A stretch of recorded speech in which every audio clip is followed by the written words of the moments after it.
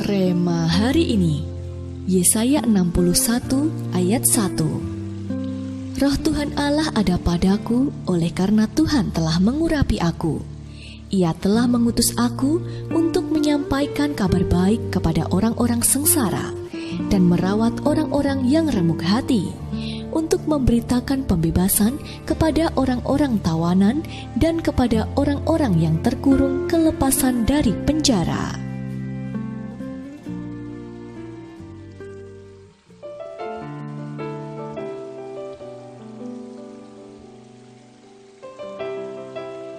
Ayah Fani adalah seorang pendeta dan seringkali ayahnya mengajak Fani ketika akan berkhotbah di luar kota. Hari itu mereka berangkat ke Semarang dengan mobil. Tetapi di tengah perjalanan tiba-tiba saja ban mobil yang mereka kendarai meletus dengan sangat keras. Ayah Fani pun kehilangan kontrol untuk keseimbangan mobil itu, sehingga ia terpaksa harus membanting setir ke kiri jalan agar tidak menabrak kendaraan lain. Akibatnya mobil tersebut menabrak pohon dengan kencang dan mereka sedikit terbanting. Namun, sekalipun mengalami kecelakaan, kondisi Fani dan ayahnya tidak terluka sedikit pun.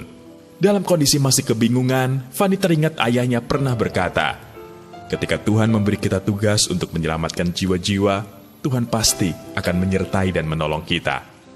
Kisah Fani tidak jauh berbeda dengan kisah Rasul Paulus dalam perjalanannya menuju Roma. Ketika itu kapal yang ditumpangi Rasul Paulus digoncang badai yang sangat dahsyat. Cuaca di laut kala itu sangat buruk.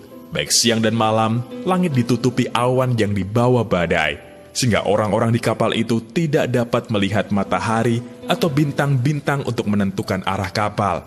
Dalam situasi yang sulit itu, Rasul Paulus berkata, "Tetapi sekarang, juga dalam kesukaran ini, aku menasihatkan kamu, supaya kamu tetap bertabah hati, sebab tidak seorang pun di antara kamu yang akan binasa, kecuali kapal ini."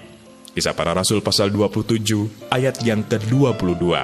Paulus tidak perlu khawatir bahwa ia akan mati di laut, sebab Tuhan telah menentukan bahwa ia akan pergi ke Roma dan harus menghadap Kaisar.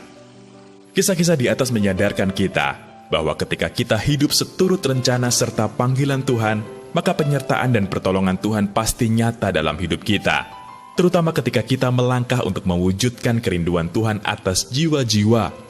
Apapun badai kelam yang tengah menerpa hidup kita, pasti akan dibuahkannya menjadi pelangi kemuliaannya, sehingga kita pun bisa menunaikan mandatnya tanpa halangan yang berarti. Bagaimana sikap hati Anda selama ini dalam menanggapi mandat Tuhan dalam hidup Anda? Apa yang terjadi ketika Anda berjalan untuk melaksanakan mandat yang Tuhan berikan? Bagaimana Anda mengatasi atau menghadapi segala badai dalam hidup Anda dalam perjalanan Anda melaksanakan mandat dari Tuhan?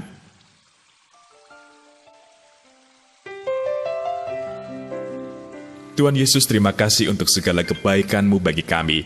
Kami bersyukur Engkau memilih kami untuk menerima mandat membebaskan bangsa dari kegelapan. Kami percaya Engkau senantiasa menyertai dan menolong kami, sehingga kami dapat melaksanakan mandat yang Engkau berikan dalam hidup kami. Terima kasih Tuhan. Di dalam nama Tuhan Yesus, kami berdoa. Amin. Tuhan akan menyelamatkan kita, sebab Dia sudah memberikan kita mandat untuk membebaskan bangsa ini dari kegelapan.